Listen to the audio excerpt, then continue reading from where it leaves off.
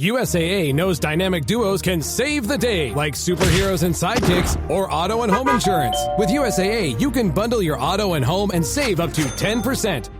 Learn more and get a quote at USAA.com/bundle. Restrictions apply. Brooks Running reminds us that we're all powered by something. Whether it's the me-time energy of a run after a day at the office, the electrifying energy of your first marathon, or the infectious energy of a group run with your friends. No matter what energy powers you, Brooks has gear specifically designed to unleash it. So lace up and let it out. Let's run there.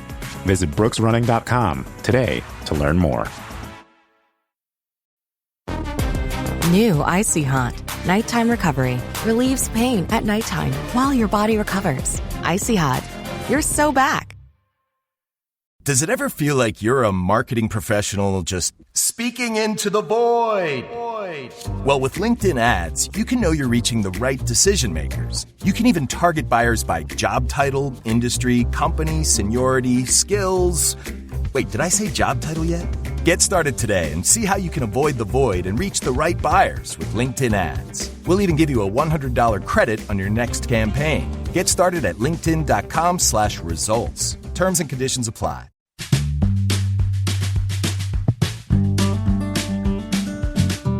Welcome into the Tour Coach, everybody. I'm your host, Tony Ruggiero. First of all, we're excited to be joining the Golfer Gang Network, which is a collection of podcasts just like us, just like ours. It's all people who love the game, love the journey. They've got some great stories to share. And here on the Tour Coach, you're going to hear a collection of conversations from the people I meet around the coaching and teaching world. And every story has a lesson, and every lesson is designed to help you enjoy, love, coach, and play the game of golf better. And we couldn't do that at all without the support of our sponsors, especially Mitch McConnell, Buick GMC. The folks there have been with me through it all from the very beginning, as well as Shrixon Cleveland Golf. It's been a hell of a run with those folks, coming up on almost 24, 25 years. You got Bushnell, Vineyard Vines, our newest sponsor, Epic Western. Their tequila drinks often fuel some of our late night podcasts. You need to go on epicwestern.com and just look at what they've got to offer. Order some in for yourself. But these next few Tour Coach podcasts are very special to me. I did this once before. In going through the old Dew Sweeper archives, my old friend and former producer of the Dew Sweepers, Ralph Carroll, dug up some of the old series and conversations that I used to have with my longtime mentor, Hank Johnson, who was a Golf Digest Top 50, Golf Magazine Top 100. He was a PGA Teacher of the Year, and in my estimation was one of the most brilliant people I ever was around. It's no secret we had a interesting relationship, crazy up and down, but he's so responsible for everything that I do today. And this next series of podcasts here is going to be taking these old conversations from the Dew Sweepers that I had with HJ on a series he did on power, and we are going to replay those. But first, before that, Wayne Flint, who both him and I came up under HJ, and then Jackson Koert, who just because he's come up under me, knows so much about HJ, has heard all these stories. Sit down and we take the old radio interviews and kind of discuss them and put them in more modern day times. So super excited to deliver these next 4 episodes called Power. The Power episodes with HJ, some insight into what he thought, how it's aged, how it can help your game, and how it's influenced us as teachers. And if you're a teacher or a player, this is well worth the listen.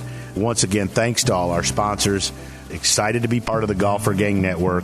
Hope you enjoyed these next several podcasts. I'm excited to bring them to you. It brings back some nostalgia, but lots of good times coming up, trying to learn how to coach and teach this crazy game. So stay with me. It's an exciting episode. It's going to help all of you play better here on the Tour Coach. All right, so joining me here on the Tour Coach, this is another one of those fun ones that we get to do. And I'm going to admit, guys, when I was driving and I was listening to these old recordings, brings back a bunch of memories. Wayno, I'm sure you as well. Jackson, you didn't get the chance to know HJ, but he probably would have given you a few zingers and as well.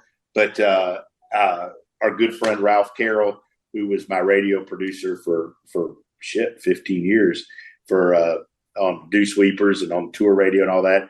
Found these old recordings that we did with Hank Johnson on the tee with HJ back in the old dew sweepers radio. And Hank, over the years, Wayne and Jackson did some of these series that as you go back and you all the stuff, the content that's available now that is out there, these things to me, the first thing, Wayne, I thought was, one, how much of it I use exactly today. Two, like what a foundation it was. But three, how a lot of it was ahead of its time. And I would have loved the opportunity to have run some of this, to have brought Hank to see Colby in the gym at Joey D's down there, and to do some of that, because I think he would have liked it. I'm sure he would have had a zillion questions, but it was pretty cool. What were your thoughts before we head into this? What were my thoughts on it? Yeah. Oh, there's no doubt he was well ahead of his time. And it's amazing. He gave us, as young teachers, he gave us such a great basic foundation to develop off of. It's, and that's what you and I have tried to do, helping other young guys along. And we think that's important. And I believe that's what the game's really all about. I mean, I was so fortunate to have the Golf Digest guys helping me, and Hank the whole time obviously was a main influence on me, and just how smart those guys were, and how hard they worked. I mean, they worked really hard to be smart, and they worked really, really hard to get better all the time. And we were just all us young guys were so fortunate to be able to hang around those guys and watch them do their craft. And now we're kind of the old guys now, and Oh, yeah. It's a lot of fun, helping young guys along the same way. It really is for me. I know it's really floats my boat. I like that a lot. So Jackson, but it's amazing how good he was. Jackson, what were your thoughts listening to some of these old ones? Because you've heard us all talk, but curious what a young teacher thinks about some of these older recordings. There's a really good way in which he describes things, and it's beautifully simple, but there's also a lot of depth in there where I think when people listen to it, if you're a 22 handicap, you should understand it pretty well. And if you're an advanced golfer or a coach, I think it's going to give you a different light in which you can see something, which is kind of the way I took it. He does a very good job at explaining things full picture, but simply. Agree. That very well said. So let's episode one, part one of this series that he did on power, which was, if I'm not mistaken, this was back in 2006 or 7. I have to go back and look. I should have looked before we recorded it, but so you're talking 17 years ago. With the first one of power was pivot, and I it's funny because I started off a lesson with a newer golfer today, and I go through the things that I think are important, and I still use the term. I still talk about how the pivot's the engine of the golf swing, and that is the main power source. And obviously, this is where I got it. I love the parts in there that he talks about how you kind of start the backswing with the upper body, your chest, and how everything's connected, and how that's what winds the hip back. And I love his comments in there also, Wayne and Jackson, about people trying to get over there with shift and moving weight laterally, and also some of the talk in there about what happens if the knees straighten. What did you think about that, Wayne?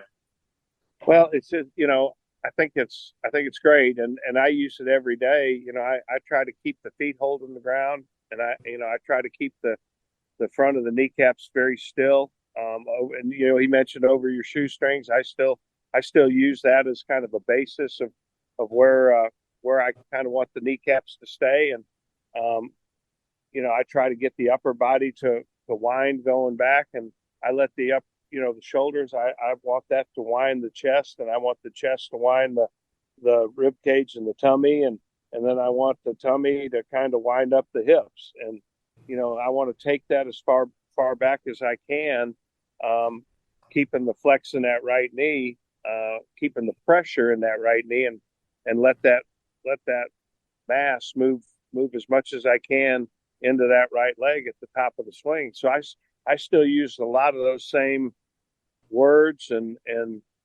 ideas. Obviously we have other things that we use to teach it with, maybe like a little board that, wobbles to the right, the Sheftick board, that, shows people when that weight gets over there, how that board, the right side of that board will move down. And we learn a lot about front leg and back leg posting and all that stuff. But I would say, generally speaking, my preferences are with most people before I dig into that, I try to get them very centered up and try to teach them to turn their upper body back against their lower body to kind of wind that engine up as tight as we can, and that's proven to be very successful for me over a number of years now. I mean, I've helped a lot of people play better golf, and I think as a basis for young teachers, especially if they would, if they could stay there and really learn to do that, I think they would develop their craft quickly, because I think their students would get better, and it would be less frustrating or less disappointing when if you can't make anybody hit it better. And I think just a centered pivot, the way Hank talks about it, I think will really make more people good than a lot of other things, trying to find some kind of a little secret. I think if you can train people to have a centered pivot, I think they can get better pretty quick. Jackson, what were your thoughts on this? The thing it brought back a lot of ways of things to me that, sometimes you forget, but also I saw so many things and listened to so many things that I still use today. The interesting thing to me was it was really not a lot of people. Everybody talks about the sequence out of the top. I don't know that many people talk about the sequence to the top and how the body moves, right? And I thought that was a big part of what HJ said.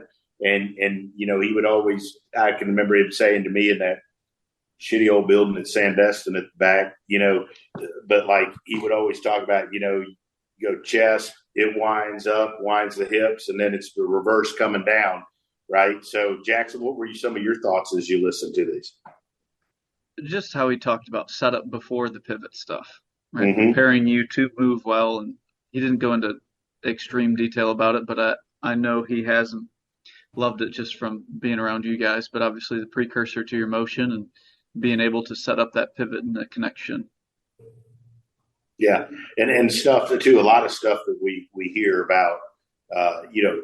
This was the precursor to using the ground. He basically talked about feeling the ground in your setup and those things. And again, I just thought, to me, there's not one person that could listen to this that's going to make you worse. I don't care what philosophy you're trying to aspire to. I don't care what's going on in your golf swing. This is one of those ones to me. I don't know how listening to this and trying any of this could mess you up. Do you, Wayne? No, I think this is. I think 95% of the people out there playing golf, if they would just focus on these 1, 2, 3, 4 things we're going to talk about here in these next 3, 4 podcasts, and just try to do that for an extended period of time, they will not get worse. There's no way they can get worse. And especially, if you can get them to practice it slowly, like he talked about, trying to learn to do motions slowly and do them very correctly. There's just no way that if you train your body slowly to do these 3, 4, 5 simple things that you're not going to get better. I mean, I look back and I listened to him, and then I look back on my old first lesson that I used to do all the time. That's in your book, Tony. It's a lot of the same things. The power source, the engine is the pivot, and it's the power source, and you have to train that first, and then you go down the chain. After you've built the power source, and then you add to that, and then you get to the top, and then you learn how to move from the top down to the ball, and use the ground even more, and deliver the club. And if you could get everybody doing that, they're all going to get better. There's no question. And as we wrap it up, I think the one thing too that struck me, Jackson in particular, is all through the episode, he's basically telling you how to practice, like talking about doing it slow. talking about regardless of what skill level, like this is, like always in mind, where the student is and what they're doing. Right. And I think in one part of the series, he mentions like, hey, this golf is something you learn by doing, right? Not reading or listening. So you need to go out there and you need to do this and then ask some questions, right? And I thought that was pretty good, right? Because that's, where we are in this world. I mean, hell, I'm part of it to blame. We got a gazillion videos on YouTube now, but like people go watch stuff, whereas like he's telling you to watch it, but you got to go out there and try it. You got to kind of think through it by yourself. Well, there's no question. I say it every day in my teaching that you do have to understand the concept. And that's why I take time away from the ball and I sit people down and I show them and explain the concept, because they have to buy into that. They've got to be all in with us when we're teaching somebody into the concept of what we're trying to do. But then I follow that up with the only way you're ever going to learn to do something new is to do it. You can't think about it and then do it the same old way you used to do it and have it magically appear. It'll never work that way. You have to physically learn to do it. And those things are, generally speaking, learned at a slower rate of speed, and then taken to ownership and then in time you can do it under pressure in a tournament situation or whatever the case may be. Guys, this has been fun. We're going to turn this over to the old episode now of HJ and myself talking about the first segment of his series, Power. The pivot is what it's talking about. I think everybody's going to get something out of this. This was great. Guys, stay tuned. There'll be more from us in just a minute.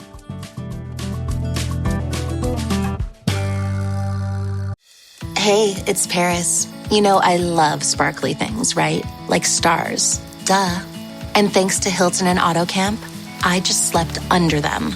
Picture me, serving looks by the fire outside my luxurious Airstream, making s'mores with the kids, while a national park is our backdrop. The great outdoors meets Hilton hospitality. That's hot. Explore all the new ways to stay at Hilton.com. Hilton for the stay. This episode is brought to you by Netflix. Becoming the most valuable sports franchise in the world doesn't happen without risk. A man who's willing to bet it all, and the players ready to make their own luck. America's Team, The Gambler and His Cowboys, is the story of the 1990s Dallas Cowboys and Jerry Jones's impact on NFL history. Featuring interviews with iconic 90s players and more. Watch America's Team, The Gambler and His Cowboys, August 19th, only on Netflix. You're tuned into Auto Intelligence, live from Auto Trader, where data, tools, and your preferences sync to make your car shopping smooth. They're searching inventory. Oh, yeah. They find what you need. They're gonna find it. You can make a budget for your wallet to help you succeed. Pricing's precise and true. So true. It's smarter car shopping. Ooh. Just for you. Oh, it's just for you. Ooh. Find your next ride at autotrader.com. Powered by Auto Intelligence. With a major selection of the looks your kiddos love, starting at just $4 in the Walmart app, a new school year means a stylish new them. Who knew? Find skater skirts and Crocs that say, I'm casual but cool. Sparkly sneakers that say, it's my classroom, you're just learning in it. And preppy polos that say, I'm the teacher's pet, even if they're mommy's menace at home. Find their favorite styles starting at just $4 in the app. The Walmart you thought you knew is now new.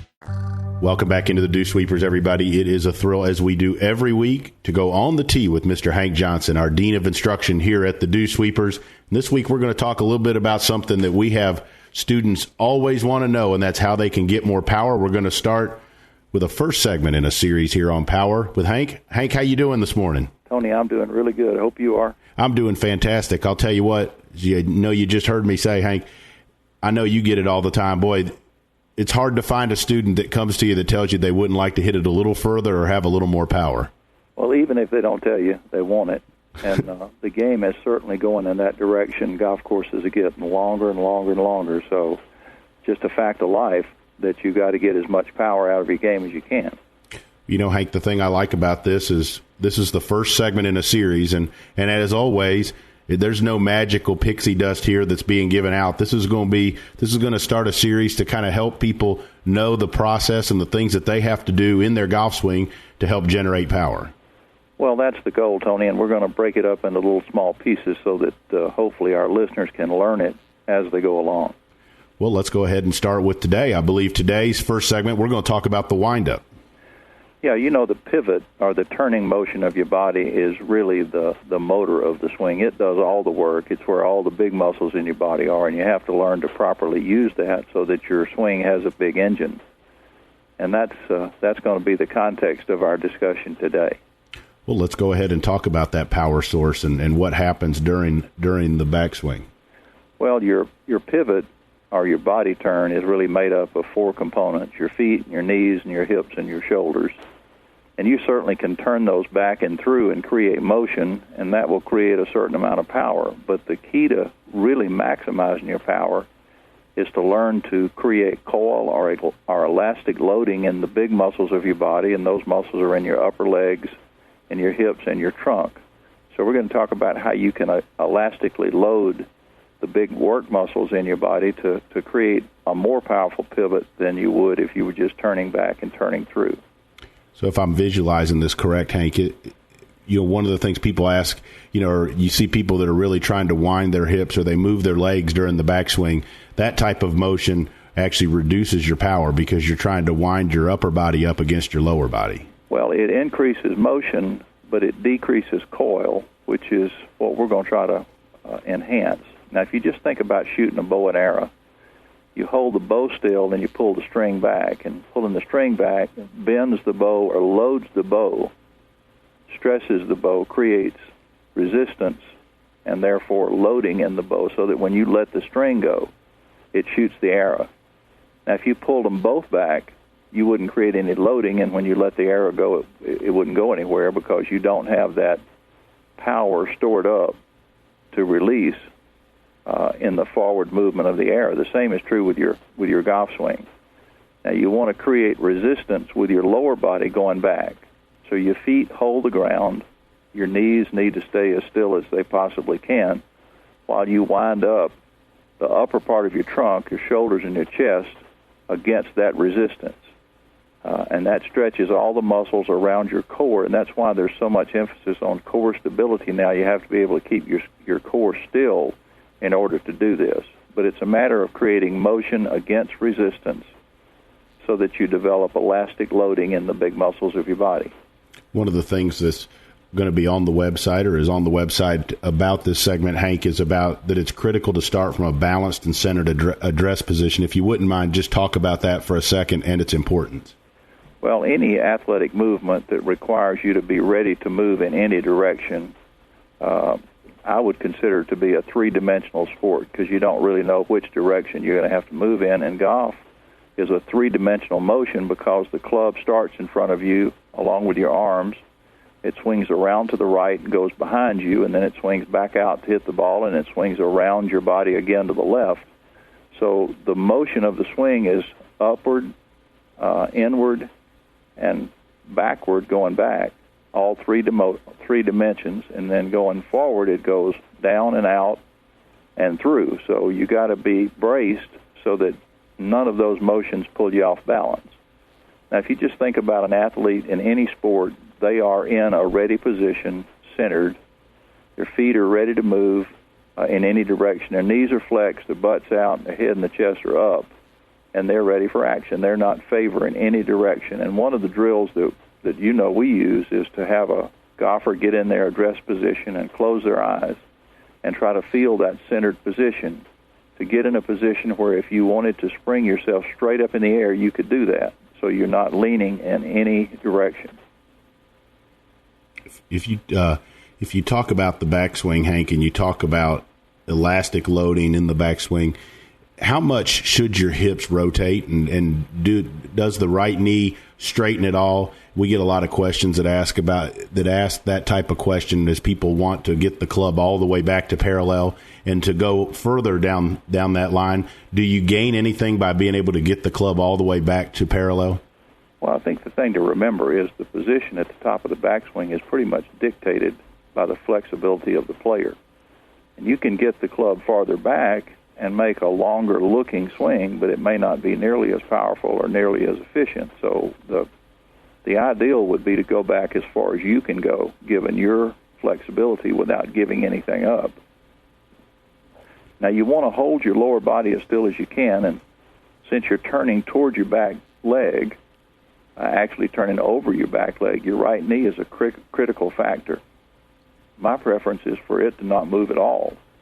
Now, there's some players that let it give a little bit. They let it straighten up, but they don't let it move out or back. They keep the angle from the hip to the foot the same. But I think if you can just hold that right kneecap right over your shoelace while you turn back, that creates the maximum resistance and the greatest potential elastic loading. But again, that's a function of your flexibility.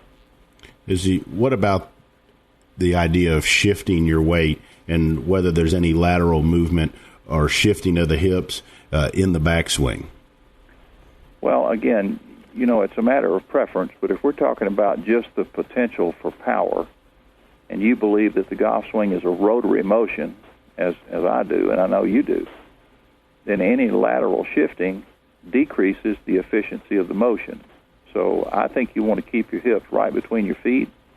Your shoulders need to stay centered, certainly in the backswing. You just don't want a lot of shifting in a lateral direction, certainly going back, because I think that gives away power, and it also creates the need to shift in the other direction going forward, which is a whole nother problem altogether. I think if you think of the center of your pivot, and the definition of a pivot is rotation around a fixed center, then the top of your spine is really the center of your shoulder rotation, and the bottom of your spine is the center of your hip rotation. And I just don't think either of those 2 points need to move very much laterally in your backswing. You need to be able to wind around them. Same thing goes for the head, Hank. Does your head stay relatively steady? Well, I think the head can turn a little bit, but it shouldn't move. I don't know that it has to stay absolutely dead still.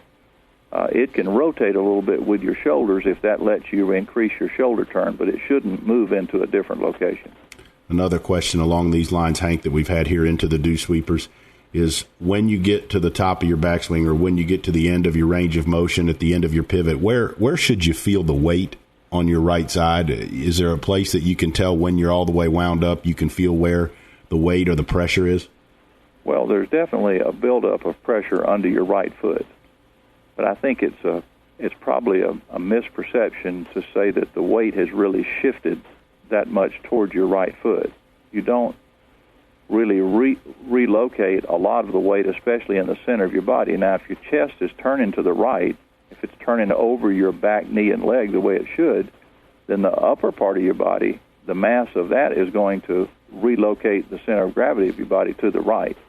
But I think an active weight shift in the backswing is probably not a good thing. I think that hurts you more than helps you. Hank, I think we've given out some good information here, helping people understand the importance of the windup in the backswing. And as always, I think one of the real beneficial things to Dew Sweepers out there, people looking to improve their game, is that this stuff's going to be right up there on DewSweepersGolfShow.com. So you can always go back and read through this and make some notes and take it to the golf course with you. Well, we're certainly going to put this up there, and we're going to put the other segments. And the next segment we're going to talk about would be what happens with the arms and hands in the windup, so that you get all the way to the top and you're ready to release all this power you've stored up. And again, I want to throw in an encouragement for our listeners to send us some email questions. We can't know what to talk about unless they tell us what they want to hear about. So keep communicating with us. Absolutely, and that's one of the great things, Hank, about these segments is we keep getting questions. And we keep addressing that. And I think we're starting to address a lot of people's concerns and needs here when we start talking about power and how to help people hit it a little longer off the tee and help them reach some of those par fives and two. Or even the par fours and two. That's true. That's true. We don't want to get ahead of ourselves there. We'll start by helping people reach the par fours and two. Hank, as always, it's been great. We'll really look forward to having you on next week as we're going to talk about what the arms and hands do. Tony, I always look forward to being on your show. All right, that's great stuff. Thank you so much, Hank. As always, we'll look forward to next week. Take care.